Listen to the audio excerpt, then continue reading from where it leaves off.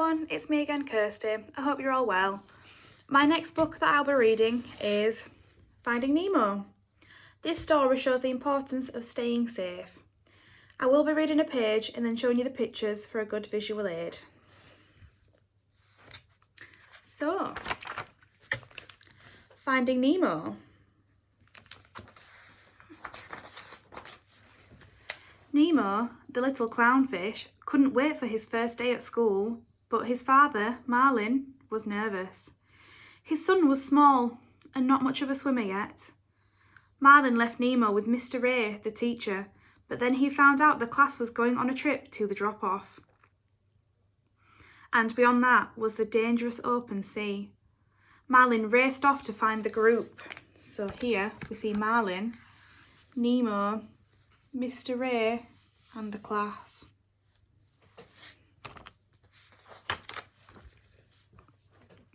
Nemo and his friends, Tad, Sheldon and Pearl, sneaked away to look over the drop-off. When they spotted the bottom of a boat, Sheldon challenged Nemo to swim closer to it. But before Nemo could answer, Marlin arrived. "You can't do that, Nemo!" yelled Marlin anxiously. Nemo was angry and set off towards the boat. But then a diver appeared. He caught Nemo in a net, got back on the boat and sped off. So here we have Mr. Ray with the class again, Nemo looking very angry, and Marlin.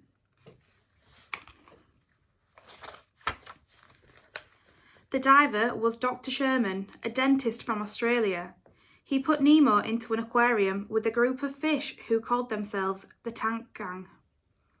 A friendly pelican called Nigel perched on the windowsill to chat with them. Nemo learned that he was going to be a present for the dentist's niece, Darla, and Darla's last pet fish hadn't survived. "I have to get back to my dad," cried Nemo.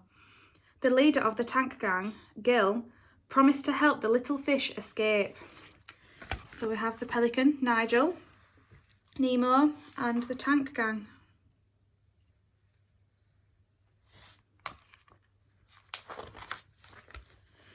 Meanwhile, Marlin was desperate to find his son. He met a blue fish called Dory, who offered to help. She had a terrible memory and was always forgetting things, but she did find a diving mask, just like the one worn by the man who nabbed Nemo. Something was written on the mask. Suddenly, Dory remembered she could read human. She started to read by the light of an anglerfish. It was an address. P. Sherman, 42 Wallaby Way, Sydney. So here's Dory with the mask.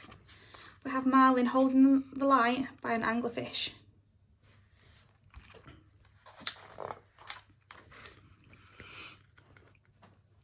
Marlin asked a group of moonfish how to get to Sydney. They pointed the way. "When you come to a trench, swim through it, not over it," they warned. But when Marlin and Dory got there, it looked too scary to swim through. Marlin tricked Dory into swimming over the trench, but there was danger. Hundreds of jellyfish. Dory and Marlin bounced from jellyfish to cross the trench. So here's Marlin and here's Dory surrounded by the jellyfish.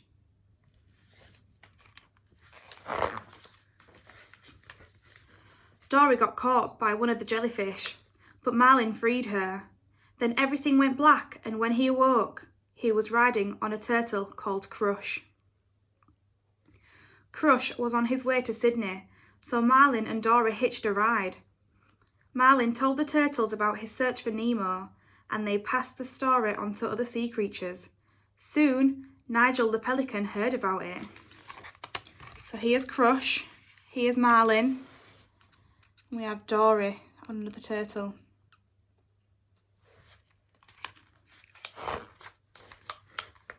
In Sydney Harbour, Marlin and Dory searched all night for the dentist's boat. Then, at dawn, they got scooped up in the huge beak of a hungry pelican. "No!" screamed Marlin. He tickled the pelican's throat and the bird coughed them up onto the pier. Just then, Nigel landed nearby. He knew that Marlin must be Nemo's father. "Hop inside my beak," he told Marlin. "I'll take you to your son." So you can see Marlin and Dory inside Nigel's beak.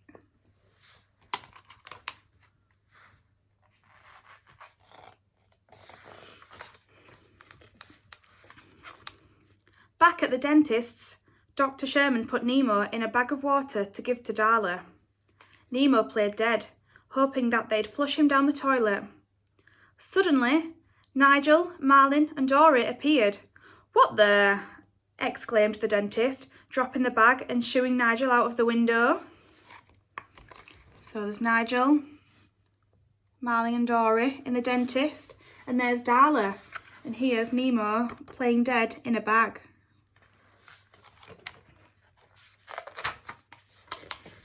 Nemo flopped out of the bag and Darla made a grab for him, but the tank gang came to the rescue and helped Nemo to escape via the spit sink.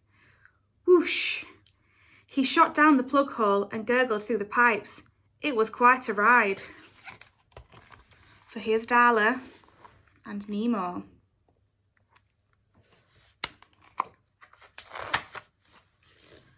Back in the harbour, Marlin sadly said goodbye to Dory and Nigel. He swam past a drainage pipe and started the long journey home. Moments later, Nemo popped out of the pipe. "Have you seen my dad?" Nemo asked some crabs, but the crabs just tried to eat him. So Nemo swam off in the opposite direction to Marlin. So you can see Marlin swimming away, the crabs and Nemo.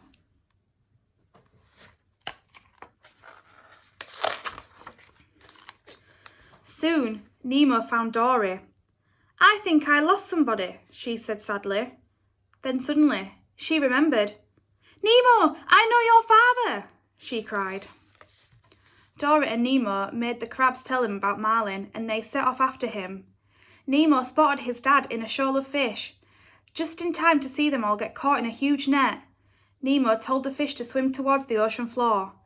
The net snapped and everyone was free. So, we can see the fish.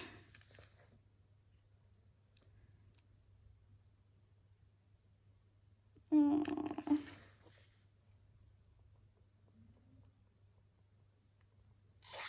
Yeah, sorry about that. So, Marlin is inside the net, and here is Nemo.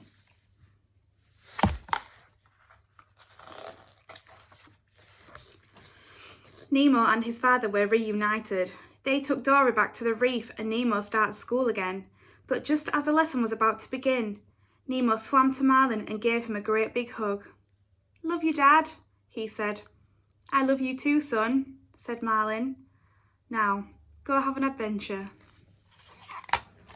So here we see Dory, Mr. Ray, Nemo and Marlin.